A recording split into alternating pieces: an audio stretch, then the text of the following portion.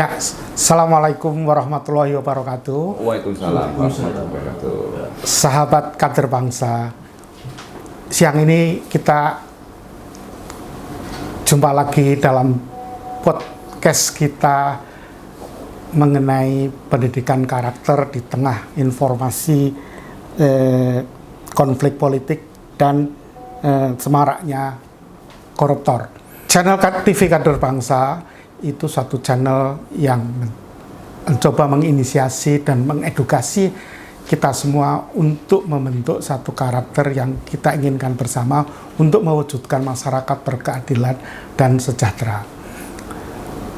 TV Kader Bangsa mencoba memaknai sebuah peristiwa dalam satu dimensi yang lebih berperspektif pada pembentukan karakter. Pada siang hari ini kita akan membahas mengenai satu pendidikan karakter di tengah maraknya informasi-informasi mengenai konflik politik dan semaraknya koruptor. Seperti kita ketahui dalam satu dekade ini, mungkin lebih kira bahwa terjadi satu lompatan teknologi yang demikian mencengangkan menurut kita, sampai terjadinya disrupsi informasi kita di tengah-tengah kita.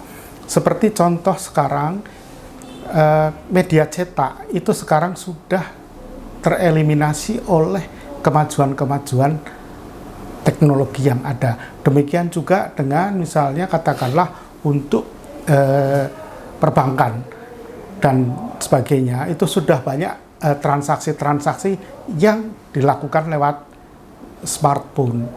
Artinya banyak-banyak kegiatan-kegiatan yang sifatnya tradisional sudah mulai tereliminasi oleh kemajuan teknologi. Demikian juga dengan informasi-informasi yang ditampilkan dengan adanya kemajuan teknologi ini cukup masif saat ini. Seperti contoh misalnya konflik-konflik politik yang mungkin terasa bagi kita itu demikian intens, demikian sering semarak diungkapkan, walaupun kebenarannya belum bisa divalidasi, tetapi sudah demikian marak di tengah-tengah kita. Kemudian juga berita-berita mengenai para koruptor yang melakukan tindakan-tindakan yang tidak baik menurut ukuran kita juga terekspos luas di antara kita. Ini tentunya bisa menjadi satu kayak contoh kepada masyarakat bahwa ternyata apa-apa yang dilakukan oleh terutama elit kita itu sudah demikian merasuki diri kita, sehingga kadang-kadang ini menjadi satu contoh. Nah, Pak Gus, pada siang hari ini kita akan membahas mengenai hal itu bersama narasumber kita.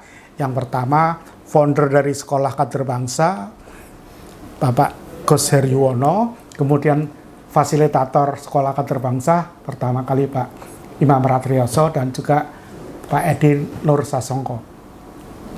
Edi Sasongko, maaf. Santoso, Nur Edi Santoso, ya. Untuk yang pertama Pak Gus, ini dengan informasi-informasi yang demikian masif di tengah kita, kira-kira kaitannya dengan pendidikan kader bangsa, pendidikan karakter kader bangsa, ini sejauh mana Pak? Ya. Oke. Ya memang ini tadi konteksnya adalah kita akan mencoba menyampaikan ke publik bahwa suasana informasi yang begitu masif, suasana kejadian-kejadian yang ada di media sosial, media TV, ya, media macam-macam, terutama YouTube dan segalanya, ya, medsos. Ini sangat masif dan sangat terasa sekali bahwa bangsa ini kelihatannya sudah tidak care lagi dengan masalah karakter. Karena pendidikan karakter bangsa itu harusnya dimulai dari para tokoh-tokoh masyarakat, bahkan pemimpin negara, pemimpin pemerintahan. Ini menjadi tolok ukur keberhasilan atau sebuah bangsa itu akan memiliki karakter kuat atau baik kalau para pemimpinnya, tokoh-tokoh masyarakatnya ini memberikan contoh. Nah, selama beberapa minggu terakhir atau bulan terakhir, bahkan mungkin 10 tahun terakhir ini, kita disuguhkan sebuah peristiwa-peristiwa yang sifatnya lebih tidak mendidik karakter bangsa. Dari anak-anak disuguhi dengan informasi yang kaitannya dengan sangat tidak layak untuk diterima oleh anak bangsa, ya, banyaknya korupsi di semua para eksekutif level. Ini kan tontonan yang sangat tidak mendidik. Nah, padahal kita memerlukan itu.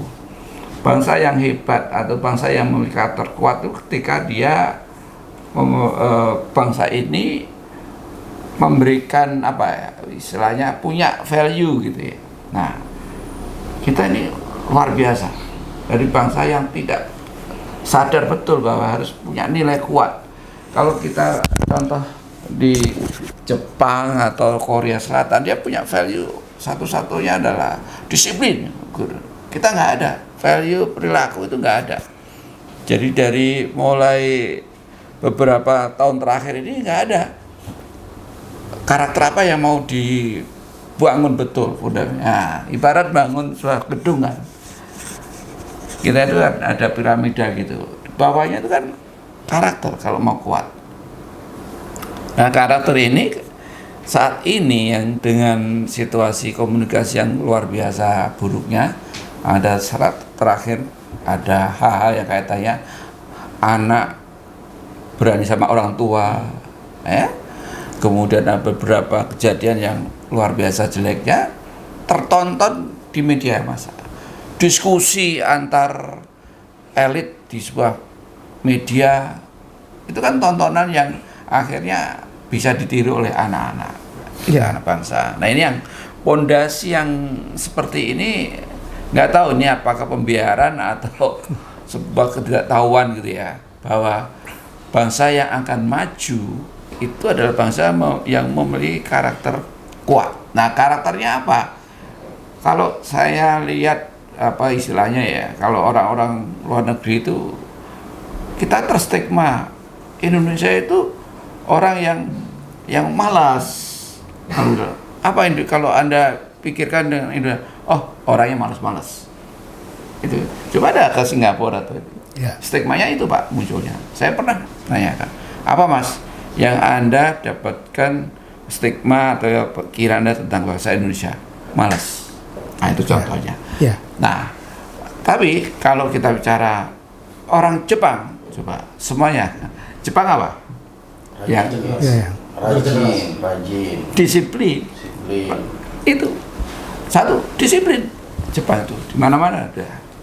Oke. Kerja keras, Korea, gitu ya, ada. Apik apa? Itu Jerman, gitu. Apik itu apa nih? Kualitas. Nah, gitu ya. Indonesia, ya. Mungkin perlu ada strategi yang untuk mencapai Indonesia emas.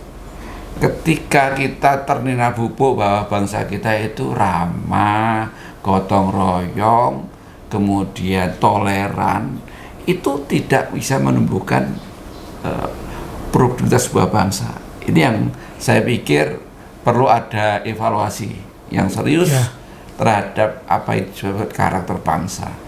Ketika tidak punya pondasi yang kuat di situ, karena informasi, karena kita disuguhkan oleh suatu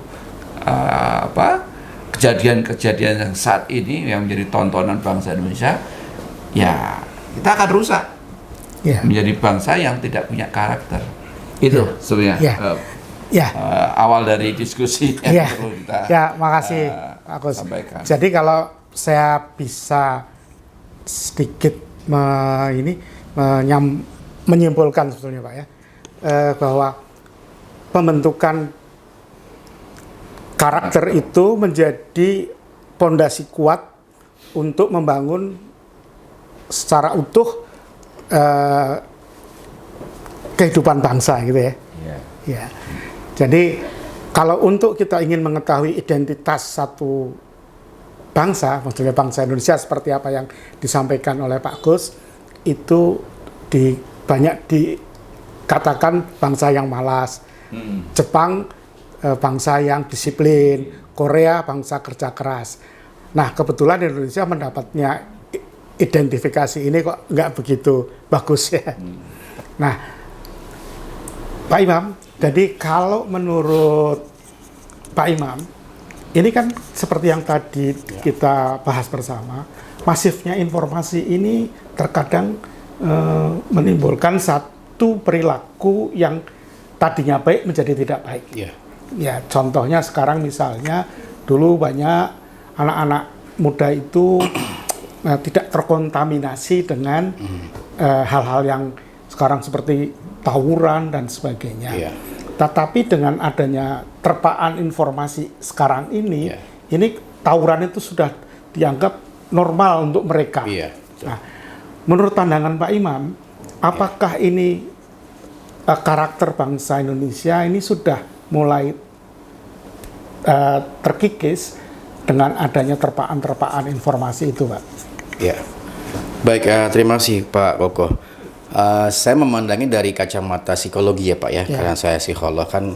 Perilaku itu juga ditentukan oleh stimulan yang datang kepada seseorang, yang datang kepada kolektivitas, komunitas, juga termasuk kepada sebuah bangsa, gitu kan. Nah, jadi apa yang sudah disampaikan oleh Pak Kus tadi memang tepat sekali.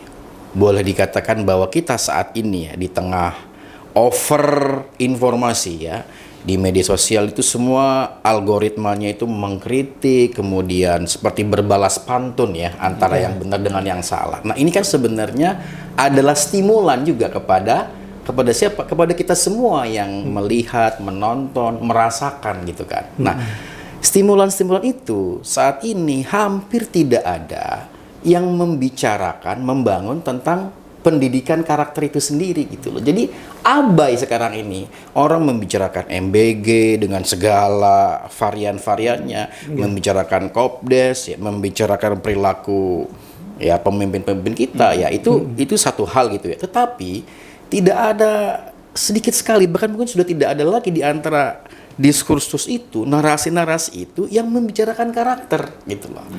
Yang Pak Kuku tanyakan soal tawuran itu sebenarnya saat ini Pak, kami teman-teman psikolog itu hanya saat itu simptom-simptom gejala-gejala kecil saja dari gunung es gitu ya. Kalau bisa saya mengurai sedikit demi sedikit, satu masalah tawuran anak-anak kita ini belum kelar sampai hari ini. Ditambah lagi fenomena LGBT, ditambah lagi fenomena sekarang guru-guru, teman-teman guru-guru sudah tidak berani lagi menghukum siswanya karena takut dihukum, dilaporkan. Belum lagi fenomena para kepala sekolah, terutama di teman-teman kita di kepala sekolah SMK, itu ketika menerima siswa SMP dia harus melakukan matrikulasi Pak selama 3 bulan karena kualitas anak-anak SMP kita ini lemah dalam berhitung Pak. Berhitung dasar tuh perkalian, penjumlahan ya. Apalagi soal teman-teman yang berkendara motor yang melakukan lawan arus. Banyak sekali kalau kita menguraikan ya perilaku-perilaku negatif dari sesama kita, sesama anak bangsa. Lalu apakah semua itu dibahas? Apakah itu semua dicoba dicari solusinya? Hampir tidak ada.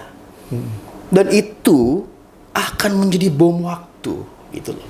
Dari kita ngomongin Indonesia Emas 2045, kita ngomongin soal sandang pangan terpenuhi, swasembada, tapi di hal yang paling esensi yaitu karakter, kita saat ini sama sekali abai.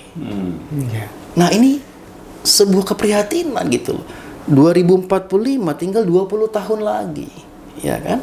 Tinggal 20 tahun lagi, hanya 2 dasawarsa lagi, kan kita bisa mengukur dengan sederhana saja kalau anak-anak kita mayoritasnya itu tawuran, anak-anak kita kemudian tidak punya kemampuan matematika dasar, anak-anak kita kemudian terjaring LGBT. Nah, ini siapa yang memikirkan ini gitu loh. Mungkin ada ya, tetapi kan tidak menjadi diskursus yang intens. Nah, itulah kemudian menjadi stimulan-stimulan yang diterima oleh kita. Nah, kan sebagaimana halnya kita pahami bahwa setiap kita dengar terus-menerus, akhirnya yang terjadi adalah normalisasi. Nggak apa-apa LGBT, nggak apa-apa anak merokok, nggak apa-apa melawan arus. Iya, gimana lagi kan itu. Akhirnya pembiaran, permisif, sampai kita pada satu titik kita sudah tidak tahu lagi bagaimana cara mengendalikan semua itu. Nah, kalau kita sudah sampai di situ, bagaimana jadinya gitu. Nah, maka sekarang mudah-mudahan jika teman-teman kita, para pemimpin kita, elit kita, para pendidik kita, dan siapapun yang bisa mendengar siaran kita ini, ayo ambil kembali tanggung jawab kita bahwa pendidikan karakter itu sebenarnya adalah tanggung jawab kita semua. Tetapi kita juga berharap kepada para pemimpin, para pejabat yang memang diberikan amanah, diberikan wewenang, ayo pikirkan karakter bangsa ini yang sudah semakin negatif. Gitu Pak Koko. Investasi terbaik bukan hanya soal angka. Ini tentang return on character. Bersama Yayasan SKB Wasalim, bangun integritas dan kesuksesan sejati. Ayo, daftar sekarang. Bagaimanapun juga pembentukan karakter kita sebagai bangsa itu menjadi pondasi dasar untuk menangkal perilaku yang mulai sedikit tidak pada jalurnya karena terpaan informasi gitu ya. Mungkin gitu Pak ya, kira-kira ya. Nah, Pak Edi, ini kan sekolah kader bangsa yang ada satu programnya Return on Character, ini kan mencoba untuk mendudukkan posisi ini, artinya jangan sampai perilaku-perilaku yang sedikit tidak baik itu menjadi sesuatu yang normal. Jadi menormalisasi perilaku, yaitu dengan pembentukan karakter sedari awal, syukur-syukur dari bawah ya. Tetapi program kedepannya ini apakah sekolah kader bangsa ini juga mencoba untuk ya paling tidak yang dewasa pun akan mulai dilakukan satu inisiasi mengenai pembentukan karakter dan juga edukasi kepada yang generasi-generasi bawah, maksudnya generasi-generasi muda. Nah, gimana ini Pak? Sobat kader bangsa, terima kasih Pak Koko. Jadi cukup menarik memang, dan itu realita yang tadi tema hari ini diangkat sama Pak Gus. Karakter, tadi karakter di tengah konflik politik dan maraknya korupsi gitu ya. Nah, sebelum bicara ke sini, saya mencoba sedikit filosofis gitu ya cara berpikirnya. Jadi teman-teman, gini Pak Koko, situasi ini terjadi seperti ini itu diawali dengan gara-gara dengan istilah feodalisme. Nah, kalau kita tanya misalnya, feodalisme itu apa sih? Biasanya kalau ditanya feodalisme itu apa?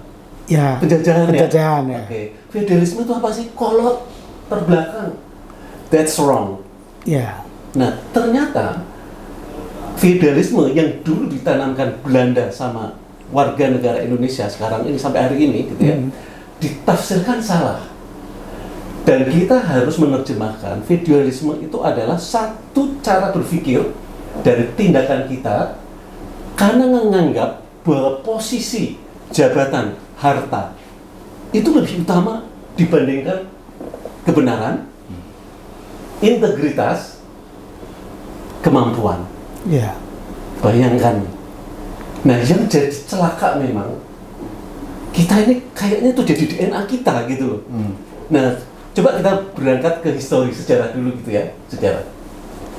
Teman-teman, kalau kita perhatikan struktur organisasi pemerintahan. Sebelum Belanda nggak dikenal, tapi pemerintah yang ada sampai hari ini, maksudnya itu Pemda, kita nyebutnya Pemda gitu ya, termasuk pemerintah pusat gitu ya, itu berangkat dari bentukan Hindia Belanda, di mana di atasnya gubernur jenderal, di bawahnya itu para karesiden, pembantu dan sebagainya. Coba, feodalisme itu udah ditanamkan dari dulu dan itu berakar menjadi DNK kita. Itu masalahnya, Pak Koko. Ya. Oke, ditangkap ya? Ya. Nah, berikutnya kita petakan yang kedua. Teman-teman, tadi Pak Kus, Mas Imam juga nyebut 2045, generasi emas, gitu ya. Saya coba lihat kemarin data statistik BPS, penduduk kita, demografi kita, itu orang yang baby boomer, artinya berarti umur berapa ya? Kita kira yang Bisa 10 tahun 70 ke atas lah gitu ya. yang lahirnya Itu ternyata angkanya sekitar 9-10% dari total penduduk Indonesia. ya. Sedikit. Kemudian baby boomer, jadi agak muda sedikit gitu ya, baby boomer gitu ya. Itu baby boomer ya. Ya. Generasi X. X itu termasuk kita ini X ya gitu ya. Itu ternyata sekarang sekitar 19-18% dari total. Ya. Sekarang generasi milenial Ya. yang sekarang Y. milenial kan, Ya. kita sebutnya Y ya. Ya. Itu yang sekarang sudah ada di tengah tuh posisinya, ada di manajer, bahkan ada beberapa yang direksi dan menteri. Total jumlahnya adalah sekitar 24-25%. Nah, generasi Z itu juga hampir sama, 25. Masuk sisanya generasi Alpha itu sekitar 19-20. Pertanyaannya, DNA tadi, mapping peta demografi rakyat Indonesia, udah nyangkep itu dalam kebiasaan kita sehari ini. Nah, peran kita Sekolah Kader Bangsa dengan pelatihannya Return on Character Training, kita mencoba memfondasi, dan setelah memfondasi kita juga membangun gitu ya. Dan ini disemangati oleh kebetulan kita mau kemerdekaan ulang tahun ke-81 ya. 81 ya. Sobat Kader Bangsa, ternyata Sekolah Kader Bangsa itu juga mengambil spirit tentang karakter yang kita mau bangun itu Pak Koko, itu jujur, disiplin, peduli, berani. Itu diambil dari filosofi bendera kita. Jadi satu lambang, jadi jangan sekedar, kita nggak boleh sekedar ngomong Allah lambang, Allah warna, Allah kain gitu ya. Tunggu dulu, ini ada makna di dalamnya, orang-orang kita, nah termasuk kita ini, warga masyarakat Indonesia saat ini gitu ya. Nah, merah itu diwakili oleh berani kan. Nah, kita ambil karakter berani. Yang kemudian berikutnya adalah berani dan disiplin. Itu bagian dari bendera merah tuh. Putih, suci kan. Nah, itu karakter yang kita mau bangun di dalam pelatihan ini. Itu jujur, ya. Kemudian yang berikutnya peduli. Nah, Sekolah Kader Bangsa atau pelatihan Return on Character mencoba menyasar tadi golongan demografi ini, karena pertanyaannya tadi disinggung sama Pak Gus, kita ini di brand sama orang luar itu bangsa malas. Nah, setidak-tidaknya kita mau mengingatkan kepada kita semuanya lah ya, diri kita sendiri, pemerintah, masyarakat, pengusaha, ekonom, para kaya dan sebagainya, masyarakat luas dan sebagainya. Nah, kita mau ini nih, 4 itu paling tidak bisa menonjol, dikenal dari bagian dari karakter bangsa Indonesia. Seperti itu Pak Koko. Jadi makasih. Dan nanti dalam pelatihan di Return and Character, dalam kita mengajarkan, misalnya ngomong tentang misalnya tentang disiplin. Memang nanti materi kita ajarkan dengan cara yang berbeda tentunya dengan pelatihan-pelatihan yang di luar sana Pak Koko. Nah, contoh ngomongin berani. Nanti kita akan dorong peserta, mengajak merubah cara berpikir dan action, mendorong mereka untuk misalnya tadi itu mengenai disiplin gitu ya. Contoh sederhana gini, masyarakat kita yang sederhana, kita praktis-praktis ada sederhana, buang sampah sembarangan gitu kan, tapi paling susah. Pertanyaannya, saya pernah ngobrol, kebetulan saya pernah bekerja dengan konsultan Jepang 5 tahun. Saya cuma pernah angkat itu masalah itu. Kenapa ya mereka kok bisa menanamkan di Jepang itu disiplin dalam membuang sampah?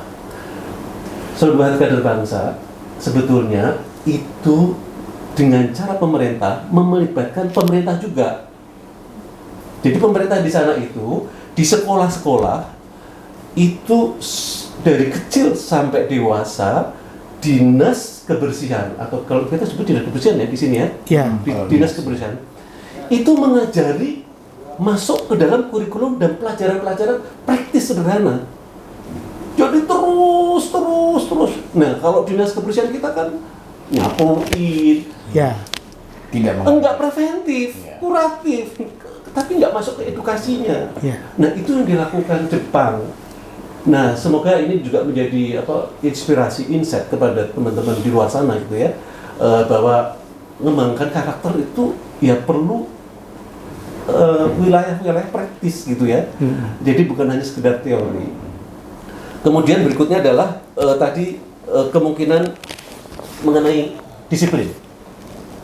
Nah, disiplin saya juga pernah, bahkan saya pernah loh ngajak salah satu talk. Saya pernah tidak tahu dengan salah satu kepolisian gitu ya. Saya coba ngomong gini. Karena saya juga bekerja di profesional, itu pernah ngambil statistik bahwa kenapa loh kecelakaan terjadi bukan malah di tempat kantor, tapi terjadi itu gara-gara lalu lintas. Itu menyebabkan produktivitas turun. Saya coba masuk ke satuan kepolisian gitu yang berwenang, mencoba mengajak mencari solusi gitu ya. Nah melalui return on karakter itu disiplin, maka seharusnya polisi jangan istilahnya jagain melulu gitu ya, tapi nggak masuk ke preventifnya, edukasinya. Seharusnya apa? Sama. Pertanyaannya, apakah ada polisi yang masuk? Dulu saya kalau nggak salah pernah dengar loh dari kecil itu, polisi itu masuk tiap hari ke sekolahan menanamkan. Ya cuman dulu mungkin nggak berbasis kurikulum atau basis-basis kerjasama. Mungkin hari ini kita mengingatkan sobat kader bangsa, bapak-bapak polisi masuk ke sekolahan, dan itu akan membentuk karakter disiplin mereka. Coba bayangkan, saya setiap hari kalau kita lihat di jalan itu orang parkir di marka, di badan jalan dilarang, masih jalan, maksudnya bukan masih di badan jalan gitu. Padahal udah garis. Saya lihat Pemda sudah cukup bagus. Saya perhatikan entah di hampir Pemda itu sekarang mereka cukup bagus, uang cukup banyak kan. Secara fisik dibangun, mental nggak dibangun. Apa yang terjadi? Bikin kemacetan. Dan mereka, menurut saya juga tanya-tanya, mereka bilang, mereka nggak diajari. Mereka memang kelakuannya kayak gitu tuh katanya. Memang penduduk Indonesia kelakuannya kayak gitu. Menurut saya karena mereka nggak tahu, nggak diajari berpraktek. Nah teman-teman, nanti dalam pelatihan return on karakter kita juga mendorong, membuka paradigma, mendorong teman-teman untuk selalu bergerak kreatif gitu ya, menciptakan jujur, disiplin, peduli, berani itu menjadi bagian ruang-ruang kehidupan kita 24 jam. Jadi bahkan saat tidur itu mimpinya ya itu gitu, bangun tidur ya mimpinya itu gitu, dan melakukan itu. Gitu Pak. Terima kasih. Jadi sahabat kader bangsa, ini satu hal yang menarik dari program-programnya dari Sekolah Kader Bangsa Wasalim. Jadi Sekolah Kader Bangsa Wasalim, kalau saya tadi sedikit saya tampilkan tarik garis benang merahnya itu, Sekolah Kader Bangsa itu mencoba menginisiasi dan mengedukasi masyarakat secara keseluruhan supaya dapat membentuk karakter sebagaimana yang diharapkan kita bersama, satu karakter yang membentuk satu peri kehidupan yang adil, sejahtera, dan sebagainya gitu ya. Kembali kepada tema Pak Gus ya, ini mengenai pendidikan karakter di tengah maraknya konflik politik dan maraknya korupsi yang ada saat ini. Kalau menurut pandangan Pak Gus, tadi seperti apa yang disampaikan oleh Pak Edi mengenai harapannya ke depan. Nah, ini demikian kuat menerpa kita ya, sehingga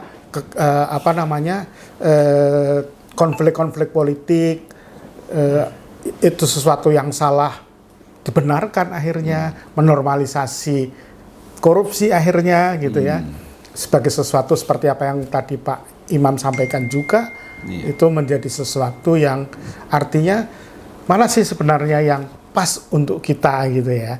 Nah, Sekolah Kader Bangsa, Pak Kus sebagai foundernya, kira-kira apakah yang seperti yang Pak Edi sampaikan tadi bisa terimplementasikan dalam kondisi seperti sekarang ini? Kalau terimplementasikan sih ya dengan tanda petik untuk segera sih belum ya. Yeah. Tapi gini, karena buat karakter bangsa ini kan ada proses gitu ya. Ibarat tadi kita bangun ya.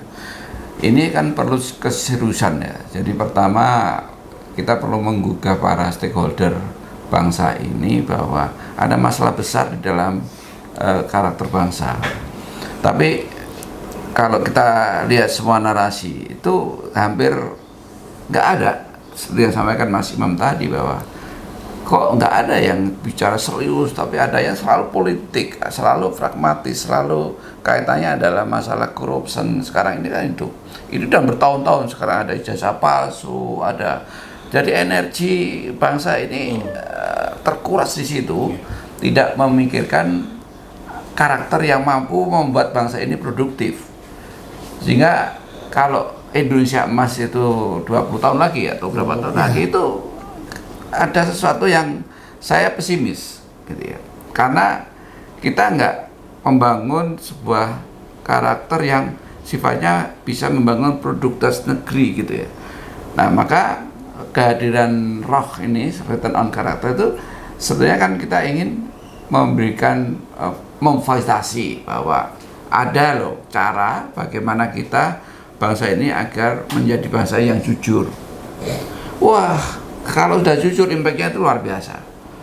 Ya, kalau orang sudah jujur, kita itu apa sih yang didapatkan? Kenyamanan bermasyarakat. Betul nggak? Kalau di sini Anda naruh sepeda motor di ruang pagar, kira-kira deg-deg-deg nggak ya?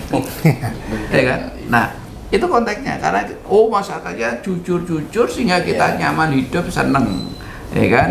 Naruh sembarang. Kalau kita di Jepang pasti motor, sepeda itu nggak dikunci di mana-mana. Yeah. Di kita kira-kira apa hilang, apalagi saat ini ya, kita ada beberapa motor hilang di daerah Tangerang dan segala itu. Nah itu, ini nggak ada yang pikiran secara strategik gitu ya, bahwa bangsa ini harus diarahkan menjadi bangsa yang produktif. Yang tahun 45 kita ternyata bubuk dengan bangsa gotong royong katanya. Kartu Indonesia kan gotong royong. Gotong royong terjadi karena dulu miskin. Yeah. Jadi sesuatu nggak punya duit ya, akhirnya yuk kita bareng-bareng. Sekarang apa faktanya gotong royong? Enggak. Komplek-komplek daerah lu gue itu kan terjadi. Jadi saya narasi gotong royong itu masih saya dengan tanda petik itu hasil dari mana itu? Bukan karakter bangsa Indonesia, jangan hanya gotong royong karena itu menabubukkan. Ya, ramah. Banyak. Terus kalau ramah itu apa produktif? Enggak juga. Itu membuat karena kita kesannya waktu itu kan dijajah juga perlu baik-baik supaya dapat makanan. Ya kan? Kita berbuat baik, maka baiknya ya dengan ramah, dengan senang gitu kan, supaya dapat bagian dari jatah-jatah dari pemberi dulu. Jadi, tapi ketika kita bicara Indonesia emas, nggak bisa dengan karakter yang sekedar ini. Maka harus didefinisikan ulang bahwa bangsa Indonesia ini harus memiliki karakter jujur, karakter disiplin, karakter orang yang peduli-peduli, dan karakternya orangnya berani-berani. Ya itu. Nah, bagaimana implementasinya di sekarang ini yang kita tawarkan? Tidak seluruhnya lah. Kita ngambil dalam porsi korporasi dulu. Kenapa korporasi? Karena saya melihat korporasi ini sangat powerful ketika dia terlibat di dalam pembangunan karakter bangsa. Yeah. Saya kasih contoh. Kalau para Gen Z dan milenial itu kan kerja di korporasi-korporasi banyak. dan dia menjadi agen perubahan di lingkungannya. Anak-anak ini bisa di setel karakternya karena KPI, ya kan? Jadi KPI kalau anak bapak ibunya ini nggak bisa apa-apa lagi dengan gadget dan ini kan, kamu disiplin, kamu nggak bisa. Tapi kalau HR directornya atau CEO-nya yang ngomong, takut tuh anak. Ya, kamu lakukan CSR dong pribadi. Nah, datanglah ke komunitas RT, nggak bisa. Kalau orang tua yang ngasih tahu, tapi begitu menjadi KPI dari korporasi bahwa semua karyawan harus melakukan CSR individu, entah itu untuk sunatan massal atau apa ya, kegiatan ke RT-nya lah, gitu ya, semacam itu. Nah, itu memungkinkan. Maka saya tertarik kita bisa melalui korporasi, karena korporasi ini memiliki impact yang luar biasa pada karyawannya ketika di rumah. Dia bisa ngajari perubahan, dan itu harus ada semacam fokus gitu ya. Jadi kalau di HR itu belum ada pengembangan keterampilan, ini pengembangan karakter. Jadi khusus divisi pengembangan karakter. Nah, ini saya harapkan di semua korporasi itu ada HR, di bawahnya itu ada tidak hanya industry relation gitu ya, ada payroll dan segala, tapi khusus pengembangan karakter. Nah, kalau selama ini nggak ada, ya repot, ya kan? Maka saya nggak pernah lihat bahwa pendidikan karakter di sebuah korporasi itu berjenjang. Kalau leadership berjenjang, ada supervisor, ada manajer, ada seperti. Nah, di dalam program ini selalu harus diingatkan. Jadi itu yang basicnya, kalau korporasi ini semua melakukan seperti apa yang dilakukan oleh para perusahaan terhadap CSR, ini juga karakter building yang betul-betul serius di korporasi.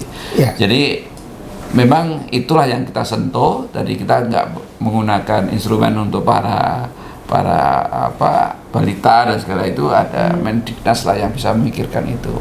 Tapi yang pengen kita bangun di sini adalah sebetulnya lebih ke roh ya. Ini kan bagian dari ekosistem pengembang karakter, itu ada sekolah kader bangsa. Nah, kalau ini ada di setiap wilayah-wilayah di Indonesia, tidak lagi adanya masalah koperasi, masalah ekonomi, tapi masalah pendidikan karakter itu menjadi masif, menjadi perbincangan di tingkat RT. Itu bagian yang kita harapkan sebetulnya dengan adanya TV Kader Bangsa ini. Saya kira itu. Sahabat Kader Bangsa ini, kalau saya tarik ini memang seperti apa yang disampaikan Pak. Implementasi dari return on karakter itu perlu dukungan dari lini, dan semua lini, terutama sekarang mencoba mensasar ke korporasi dulu, paling tidak CEO-nya turut melihat seberapa jauh nanti bawahannya lah dalam tanda kutip itu bisa menerapkan karakter seperti apa yang diharapkan, nilai-nilai karakter seperti apa yang diharapkan. Ada Pak Imam, ada satu hal yang menarik dari tadi yang disampaikan Pak Gus, yang sebetulnya ini kalau dalam kesehariannya itu cukup kontradiktif. Tadi ada julukan misalnya gini ya, ada julukan bahwa bangsa Indonesia itu adalah bangsa yang gotong royong, bangsa yang tepo seliro dan sebagainya. Tapi kalau kita melihat sekarang terpaan-terpaan informasi yang ada dan melihat kondisi sekarang yang ada, itu bahwa itu sebenarnya julukan-julukan ini, kalau dalam bahasa ininya Pak, ada giumat Pak, kenapa julukan Pak, julukan bangsa yang gotong royong dan sebagainya ini sebetulnya tidak pas betul terhadap kondisi sekarang. Nah, dari pandangan psikologi, terutama untuk pembentukan karakter ini, apakah ini menjadi satu hambatan?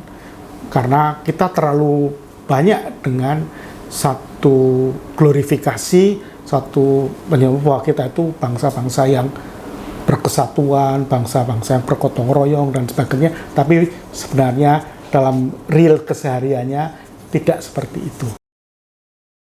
Gimana Pak? Iya.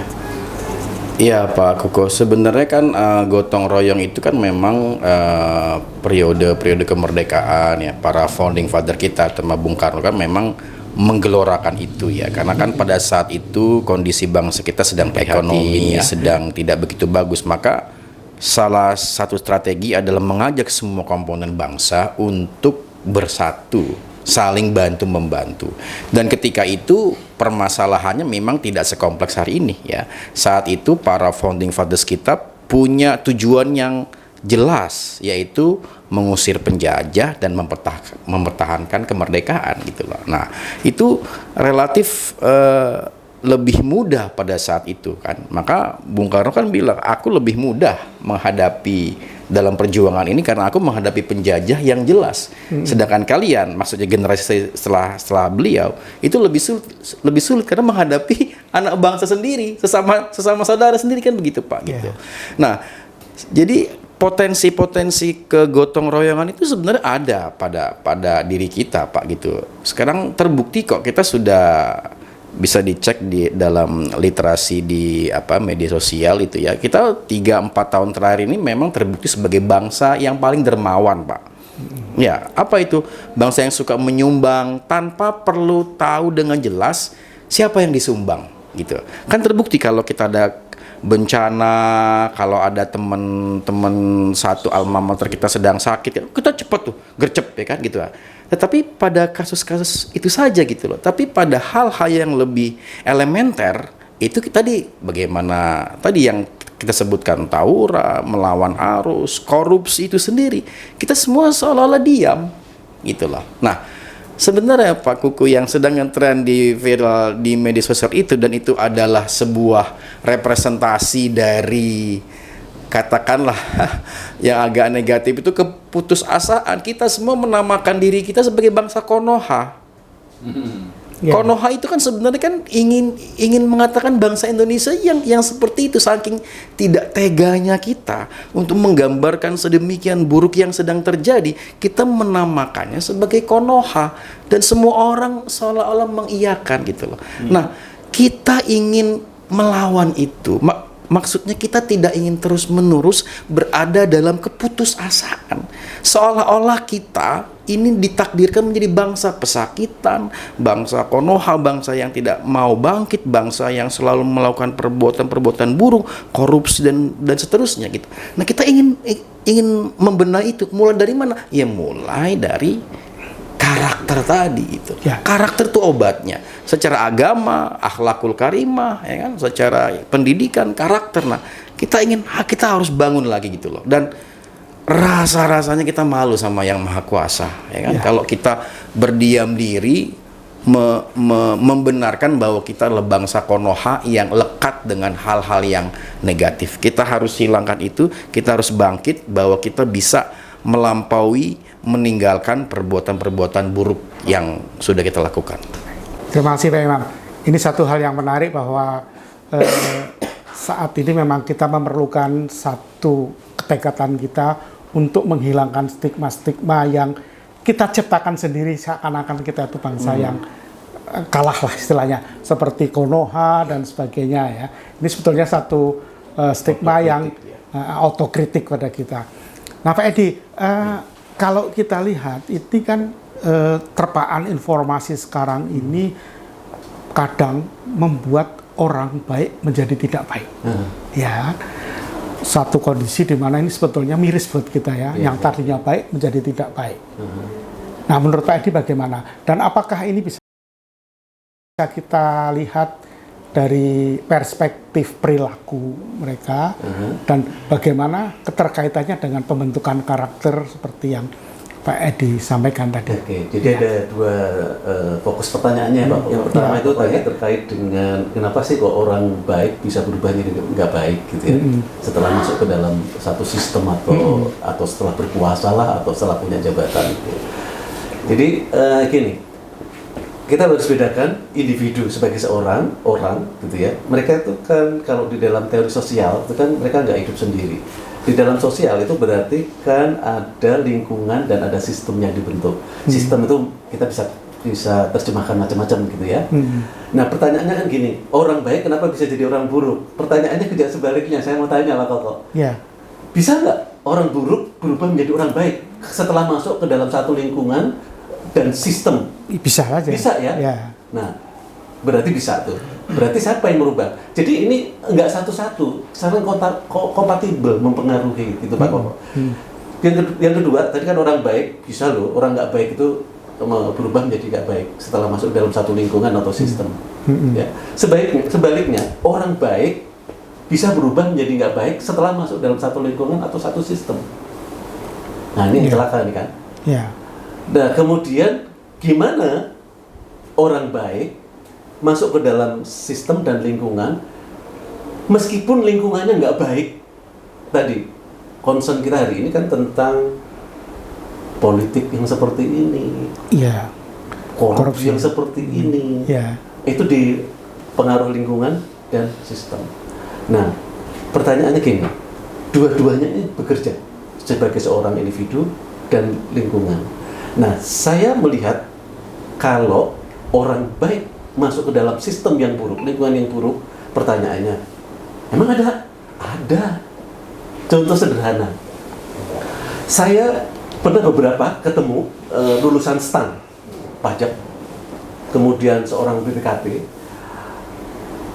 Saya coba tanya, Pak, kenapa dalam lingkungan kerja yang seperti itu, kerjaan yang menantang seperti itu? Karena bayangin aja, mereka datang itu BPKB kalau lagi ngaudit, datang itu kayak raja, meskipun baru kencur nih, baru lulus setahun 2 tahun itu masuk, itu sebegitu diperlakukan. Nah, apa yang saya tanya? Bapak sudah berapa lama bekerja di sini gitu kan? Saya 20 tahun.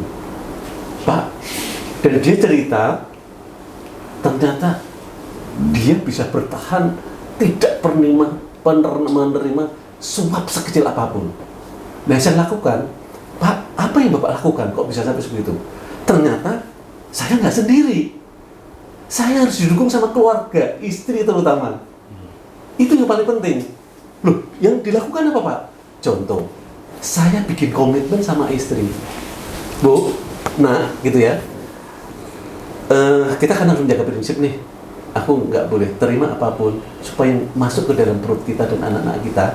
Ini benar-benar barokah dan rahmat yang masuk, gitu ya. Apa yang dilakukan Pak?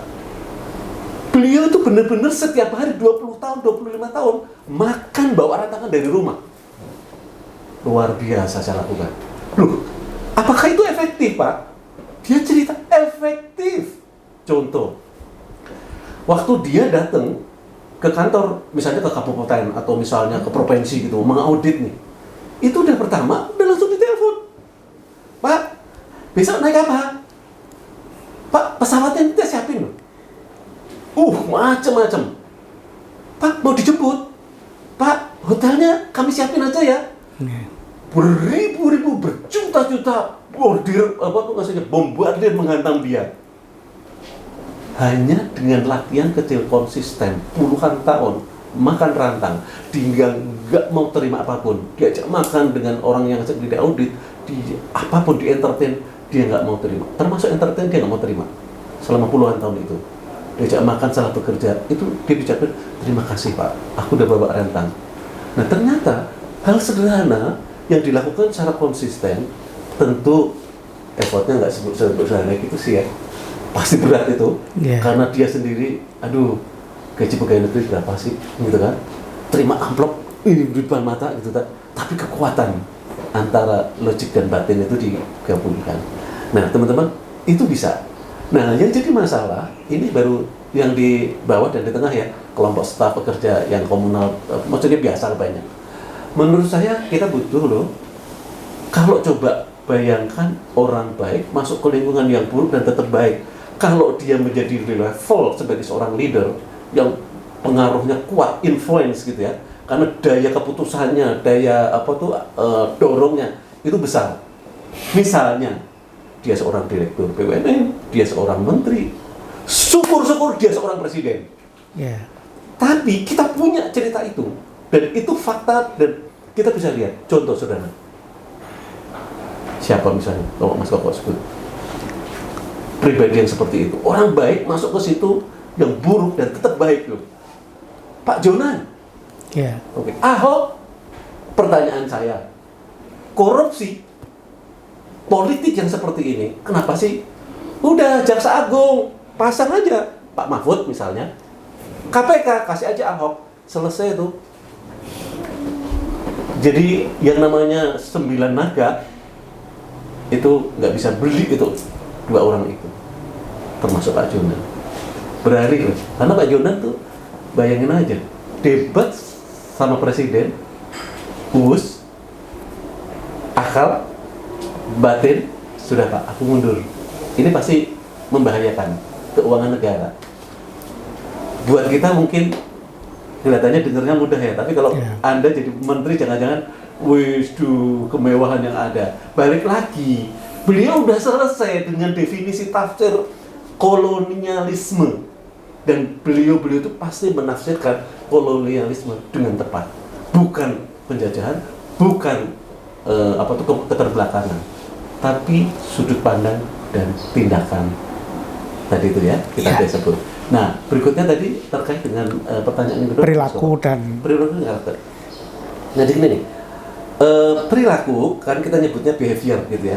Jadi perilaku atau behavior itu banyaklah teori yang mengajarkan gitu ya.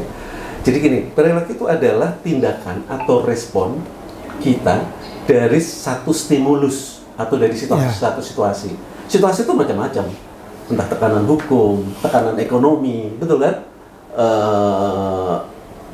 Kemewahan jabatan. Ya karena saya nggak pernah korupsi karena nggak menjabat jabatan. Kalau korupsi itu juga tantangan gitu. Jadi itulah perilaku. Cuman yang jadi masalah, perilaku itu sesuatu yang bisa dilihat, sesuatu tindakan yang sebetulnya hasil paksaan. Contoh sederhana gini, kita loh bisa mendorong orang untuk berperilaku baik. Contoh sederhana gini nih, murid-murid nggak nyontek nih. Kenapa sih nggak nyontek? Ya diawasin sama gurunya, maka perilaku itu jadi gitu kan. Kemudian yang kedua, perilaku kita, terus kita lapor gitu misalnya, mohon maaf Pak Polisi ya, kita lapor Pak Gubernur gitu ya, satu provinsi ini masyarakat kita lebih disiplin ya mengerti lalu lintas gitu ya. Ternyata apa yang dilakukan? Dia ngomongnya itu perilaku yang diukur kan. Perilakunya apa? Iya, setiap lalu lintas setiap hari dijagain polisi, orang akhirnya patuh kan. Lampu merah nggak terabas, ini nggak terabas, helm dipakai, karena seperti itu. Jadi masih sesuatu yang dipaksakan. Nah, sementara kalau karakter, nah inilah yang fokusnya Return on Karakter, Sekolah Kader Bangsa. Karakter itu adalah sebenarnya siapa diri kita pada saat tidak dilihat orang lain. Jadi suatu nilai-nilai, suatu keyakinan gitu ya, yang kita bawa terus menerus dalam kehidupan tadi, entah di lingkungan dan satu sistem. Nah, yang jadi masalah kan gini Mas Oko, kalau kita ngelihat penyimpangan-penyimpangan itu kita tidak merasa bersalah, ya sederhana kan gitu ya. Lihat orang kasih hadiah, orang masuk rekrutmen satu lembaga bayar. Bahkan ada setelah pendidikan udah dapat pangkat, penempatan tertentu, itu pernah saya juga interview ngobrol-ngobrol gitu, dia bingung. Aduh, setelah naik pangkat, ini kan saya kalau kerja di kewilayahan provinsi, saya punya opportunity untuk dipindah kemana-mana. Nah, dia udah khawatir tuh, supaya dapat tempat yang basah, misalnya, supaya paling enggak lokasi penempatan saya aman. Akhirnya gratifikasi. Iya, kasih yang ambil putusan siapa sih? Ya udah datang. Mungkin nggak nyogok sih maksudnya. Pak, silaturahim, kasih gitu, ngomong-ngomong, negosiasi. Nah, itu gambaran secara umum yang terjadi. Makanya balik lagi, kalau kita melihat penyimpangan dan kita tidak merasa bersalah, bahkan rabas melakukan, gitu ya, maka itu menjadi kebiasaan kita. Nah, itulah menjadi itulah kebentuk jadi karakter kita. Menjadi sesuatu, itulah kita. Nah, Sekolah Kader Bangsa ini mau mendorong, mengingatkan, mengajak gitu ya, melatihkan, dan itu akan dimulai dari Ya, memang banyak orang berpikir, karakter itu baiknya diajarkan waktu PAUD gitu ya. Nggak juga gitu ya. Ya memang karena karakter itu prinsipnya selalu diuji 24 jam selama kehidupan Anda. Jadi basisnya berpikirnya gini, karakter itu diuji pada saat Anda selama masih hidup. Nah, itu Anda harus buktikan tuh. Nah, seperti itu Pak Koko prinsipnya. Dan itu akan kita coba nanti kita bangun gitu ya. Kita akan kembangkan melalui sekolah kader bangsa gitu ya. Yang nanti kita akan sasar entah di PAUD, sekolahan gitu. Sampai nanti mahasiswa, sampai nanti setelah mereka di dunia kerja, sampai nanti dia jadi pemimpin, sampai nanti di generasi-generasi berikutnya, sehingga kita akan dikenal sebagai bangsa yang seperti Jepang dan Korea lah gitu. Itu sih. Jadi kalau bisa cari ini kan bahwa karakter itu dari dalam diri manusia yang terus dilakukan. Nah, perilaku ini sendiri bisa dilihat dari yang kasat mata ya. Artinya yang bisa dilihat. Mungkin ini perbedaannya, perilaku itu kasat mata, karakter itu dari dalam tidak kasat mata. Mungkin saya kira sudah seperti ini ya, sudah bincang-bincang kita saya kira cukup menarik hari ini. Kalau kita bisa tarik satu garis merahnya adalah marilah kita bersama-sama tidak menormalisasi perilaku kita yang tidak baik, termasuk di dalamnya nanti kita berperilaku koruptif dan sebagainya. Dan juga marilah kita tumbuhkan karakter kita supaya bisa menjadi hal yang mendorong perilaku kita menjadi perilaku yang baik. Saya kira demikian, Pak Kus, terima kasih. Pak Imam, terima kasih. Pak Edi, terima kasih. Sahabat kader bangsa, demikian bincang-bincang kita hari ini mengenai pendidikan karakter di tengah maraknya konflik politik dan korupsi hari ini. Terima kasih pada para narasumber, sahabat kader bangsa, TV kader bangsa, satu channel yang mencoba menginisiasi dan mengedukasi kita semua untuk pembentukan karakter yang lebih baik untuk menuju kehidupan berkeadilan dan berkesejahteraan untuk kita semua. Kita akan jumpa lagi di lain waktu dengan topik yang lebih menarik lagi dan juga dengan narasumber yang mungkin nanti akan kami hadirkan di sini yang bisa membawa satu topik yang bisa menjadi inspirasi kita semua. Sekali lagi, Assalamualaikum warahmatullahi wabarakatuh. Waalaikumsalam warahmatullahi wabarakatuh.